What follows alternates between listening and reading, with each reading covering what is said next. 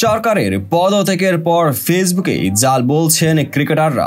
টানা এক মাসের আন্দোলনের পর বাংলাদেশের ক্ষমতা থেকে সরে দাঁড়ালেন আওয়ামী লীগের সভানেত্রী শেখ হাসিনা। আজ সোমবার তিনি দেশ ত্যাগ করেন।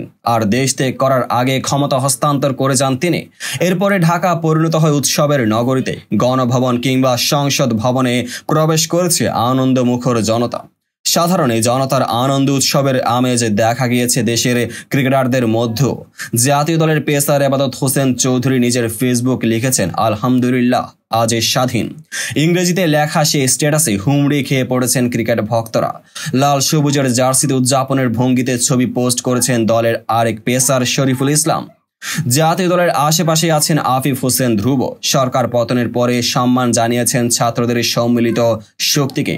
সেলুটের ইমোজের পাশাপাশি ব্যবহার করেছেন বাংলাদেশের পতাকাও। আনন্দের রেশ দেখা গিয়েছে আরেক অলরাউন্ডার মেহেদী হাসান মিরাজের পোস্টে লিখেছেন, আলহামদুলিল্লাহ স্বাধীন। জাতীয় পতাকার সঙ্গে লিখেছেন শুভ বিজয়। বাংলাদেশ টেস্ট দলের সাবেক অধিনায়ক মুমিনুল হক চৌধুরীকেও দেখা গিয়েছে আনন্দ উদযাপন করতে। লিখেছেন, বিজয়ের আনন্দে ভাসছে দেশ, আলহামদুলিল্লাহ। এই দিনে দ্বিতীয়বারের মতোই বাবা হয়েছেন পেসার রুবেল হোসেন। আজ নিজের ফেসবুক পোস্টে তিনি নিজেই জানিয়েছেন এই খবর। সেখানে রুবেল লিখেছেন, আলহামদুলিল্লাহ আজ এই স্বাধীন দেশে কন্যা সন্তানের বাবা হলাম।